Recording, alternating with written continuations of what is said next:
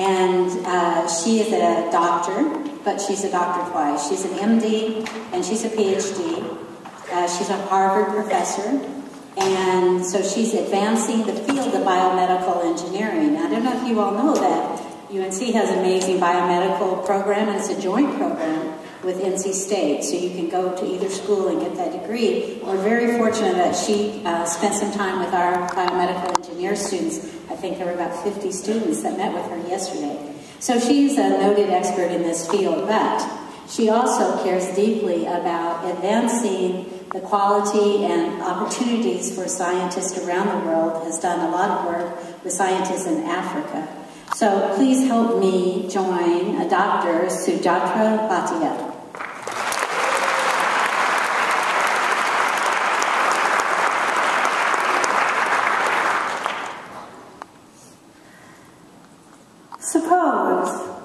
Suppose I were to ask you to name a life-saving medical technology. What would you name? Maybe you would name a pacemaker, or a defibrillator, or some other electromechanical device. And these are life-saving medical technologies.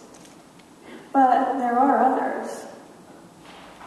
Maybe you would name something high-tech, like 3D printing, or stem cells. And these are life-saving medical technologies. But there are others.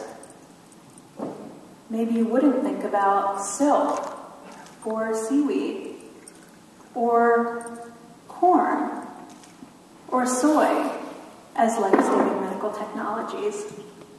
But these are life-saving innovations. Now suppose I were to ask you to describe a life-saving medical innovator. Maybe you would name a surgeon, or a medical researcher. And these are life-saving medical innovators. But there are others. I remember my very first science project. It was in 4th grade. My teacher asked us to collect and classify leaves. And I loved this project. It was what really got me into science. I loved the branching patterns of the veins on the leaves. And I loved the beauty and the wonder of nature. And this led me to my next love, which was the human body. Because our body, too, has beautiful, symmetric, branching structures. And at the time, as a 4th grader, as a 5th grader, it seemed natural to me that these two areas would be connected. But somehow, when we advance beyond childhood, we forget about these connections, and we become subspecialized. And in fact, when I went to college, I became pretty specialized. I studied chemical engineering. But here's the thing. The most important things I learned as an engineering student were not the specifics of thermodynamics and fluid mechanics. The most important things that I learned were that our assumptions about physical systems were very, very important. In fact, the assumptions that we make completely define our approach to solving problems. For example, if we think about the branching blood vessels and we try to model blood flow in those vessels, we could get caught up in details really quickly. We could start thinking about how red blood cells interact with each other, or the different eddy currents within the vessels. And it would quickly become an unsolvable problem. But if we focus on the essentials, if we say, well, I'm going to assume that blood is an ideal fluid, and I'm going to assume that the blood vessel is a rigid tube, then all of a sudden I have a solvable problem, and I've captured the essentials of the system. It's just like learning to drive, right? I mean, you can't be in the Indy 500 before you learn to steer the wheel. So I learned in college that I needed to define my assumptions and capture the essential characteristics of the system.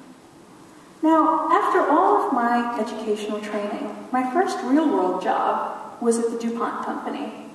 And the first problem that my team had to attack, again, had to do with blood. It had to do with, how do I stop blood flow from someone who has a wound? And we tried all kinds of different approaches. We tried this rigid industrial polymer, and it caused injury and inflammation to the tissues. We tried a fixative polymer, another industrial material, and again, it injured the tissues, caused the burning. So then we decided to try a natural material. We tried a starch, and it worked beautifully. It was soft and flexible, just like the tissues of the human body. It could absorb water. It worked wonderfully. And this experience at DuPont taught me to redefine my assumptions about what innovation looks like. Is innovation new ideas? Well, sure it is. But the most impactful innovations are actually combinations of new ideas and old ideas. I mean, think about it. Natural materials as medical materials make a lot of sense. The Egyptians were the first to use implantable medical materials, and they used silk sutures. So this is intuitive. And so if we combine powerful new ideas with powerful old ideas, then we have new combinations which lead to a new reality through innovation.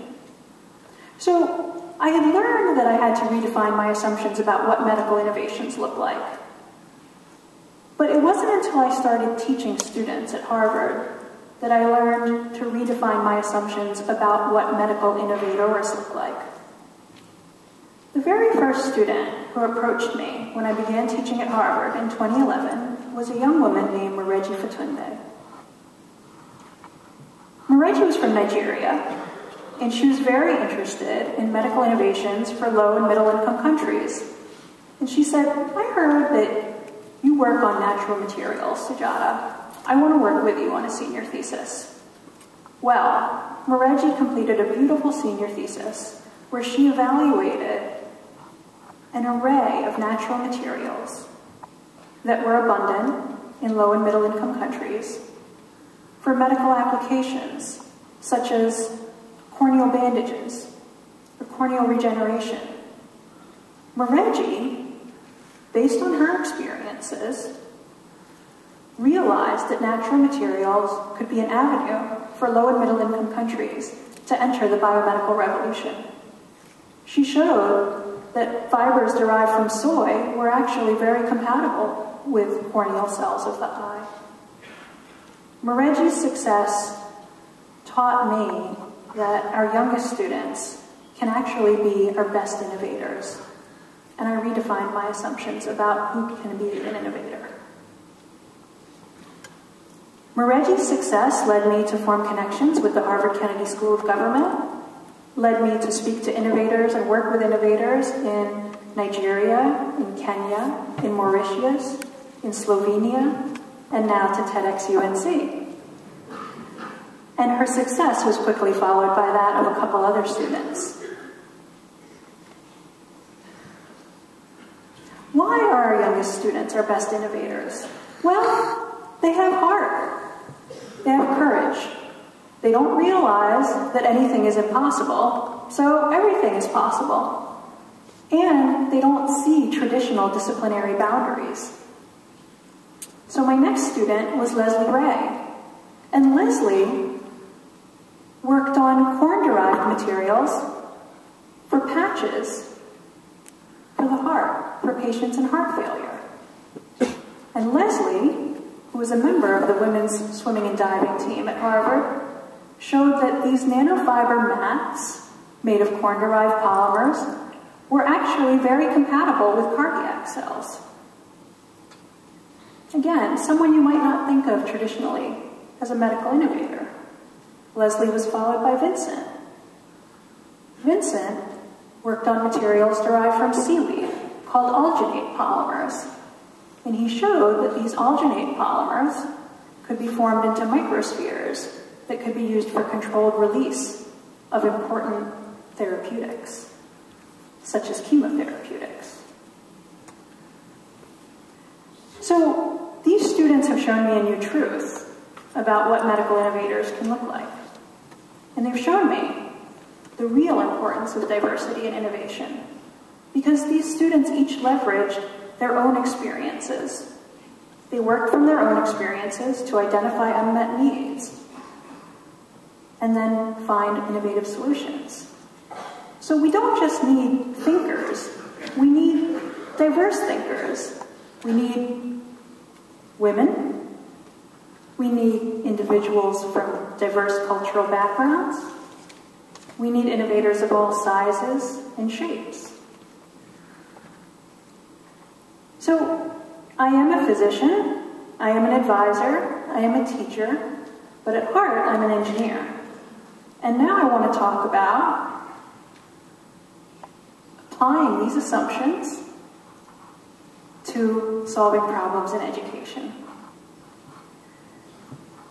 If we choose to redefine our assumptions about what a medical innovation can look like and what an innovator can look like, this leads us to a better educational reality. We need to have an engineering education reality where we empower our students to identify unmet needs, where teachers provide one-on-one mentoring, and enable students to work on open-ended problems, because real-world challenges don't present themselves as homework sets with a solutions manual. We need to provide opportunities for students to work on hands-on projects early in their education. And we need to give credence and value to every student and every idea. And ultimately, as educators, we need to protect our seed corn. What that means is we need to put the best teachers in front of the youngest students. This is the only way these students are going to be empowered to leverage their own experience, to identify unmet needs, and solve these open-ended problems.